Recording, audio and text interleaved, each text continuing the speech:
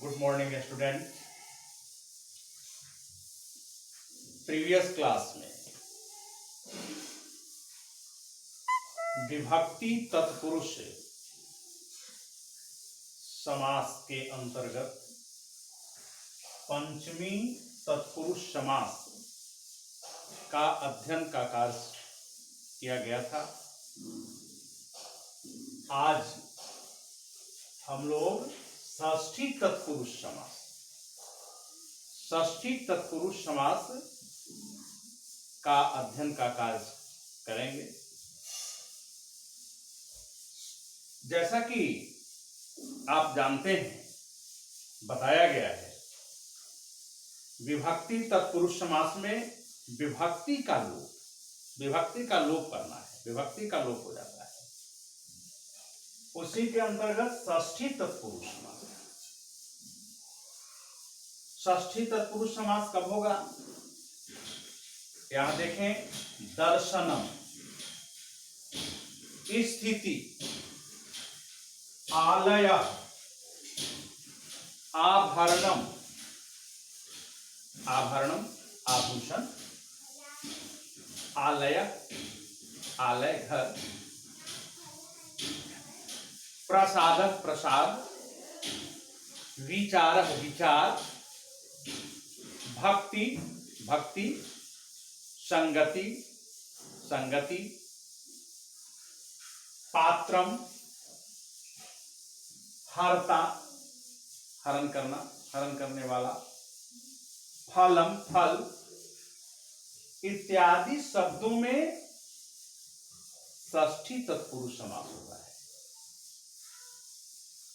कहने का मकसद कि अगर ये शब्द हैं दर्शनम, स्थिति, आलय, आभरणम, प्रसाद इत्यादि शब्द अगर अंत में यानी पर पद में रहेगा, पर पद में हो, तो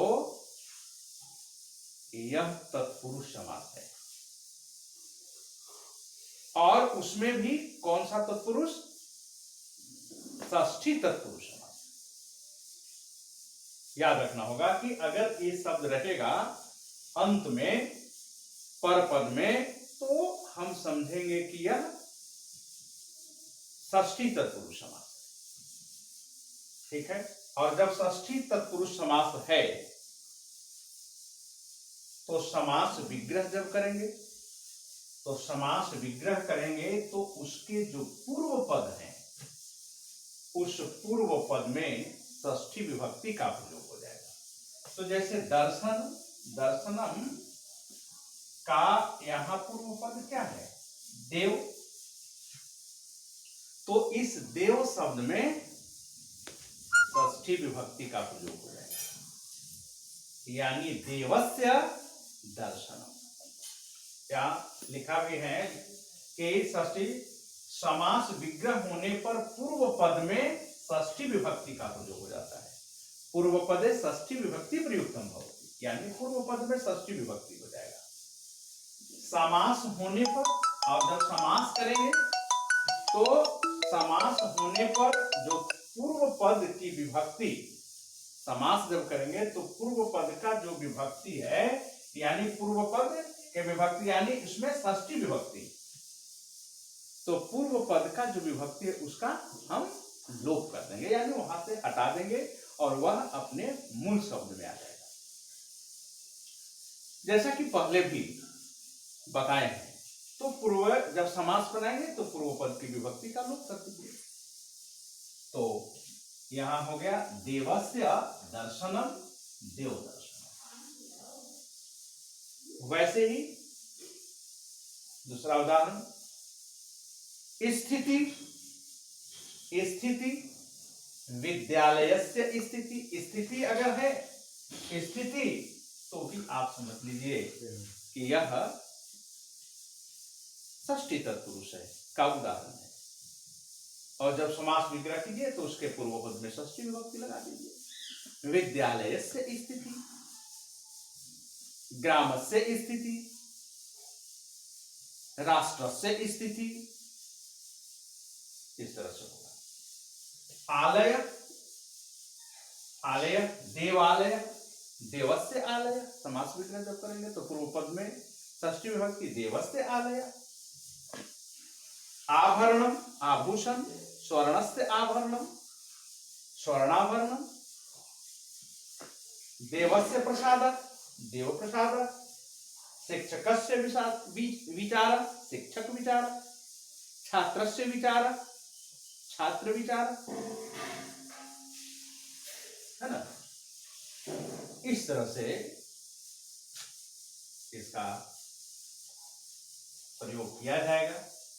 यानी ये शब्द अगर रहते हैं, दर्शनम स्थिति आलय आभरणम प्रसाद विचार भक्ति संगति पात्रम हर्ता फलम इत्यादि शब्द अंतर्गते षष्ठी तत्पुरुष समास भवति। यदा समास विग्रह भवति तदा पूर्व पदे षष्ठी विभक्ति प्रयुक्तम भवति और यदा समासः भवति तदा पूर्व पदस्य यह विभक्ति एतस्य लोपः भवति। यानी अकॉर्डिंग टू रूल यही कहता है कि पूर्व पद के जब समास विग्रह करोगे, समास विग्रह जब करेंगे तो उसके पूर्व पद में षष्ठी विभक्ति कर देंगे और जब हम समास बनाएंगे तो पूर्व पद का जो विभक्ति है उसका हम लोप कर देते हैं। तो इस प्रकार यह षष्ठी तत्पुरुष हुआ। षष्ठी पात्रम, जैसे एक पात्रम ही शब्द है, स्वर्णस्य पात्रम स्वर्ण पात्रम। यानी यह जो पात्रम शब्द है अगर यह भी अंत में रहता है, जैसे स्वर्णस्य पात्रम, क्या हो जाएगा। यानी इसका जो है पूर्व पद समास विग्रह जब है स्वर्णस्य तो पूर्व पद की विभक्ति का लोप कर दीजिए, वह मूल शब्द में आ गया। यानी हो जाएगा ये स्वर्ण पात्रम। इस तरह से या पूर्व जब समास बनेगा तो इसका जो है पूर्व पद की विभक्ति तो पूर्व पद के विभक्ति का लोप कर दिया जाता है ना। हारता ही शब्द को लीजिए, है ना। हारता शब्द है, मान लीजिए तो धनस्य हरता, धन का हरण करने वाला। तो जब इसको भी हम समास बनाएंगे तो पूर्व पद के विभक्ति का लोप कर देंगे, वह अपने मूल शब्द में आएगा तो धन शब्द और धन हरता, है ना। तो इस तरह से यह बनता है। यानी इन फलम शब्द वृक्ष का फल, जैसे फल शब्द ही है तो यहां कर दीजिए जैसे वृक्षस्य फलम। तो यहां से भी इसके पूर्व पद की विभक्ति हटा करके जब समास बनाएंगे तो वृक्ष फलम इति भवति। यानी कहने का मकसद है कि अगर ये शब्द होते हैं, उपरोक्त शब्द अगर हैं अंत में यानी पर पद में, तो पर पद में रहने पर वह षष्ठी तत्पुरुष समास का उदाहरण होता है, षष्ठी तत्पुरुष समास होता है। समास विग्रह करिए तो उसके पूर्व पद में षष्ठी विभक्ति लगा दीजिए और जब समास बनाइए तो पूर्व पद के विभक्ति का लोप कर देंगे।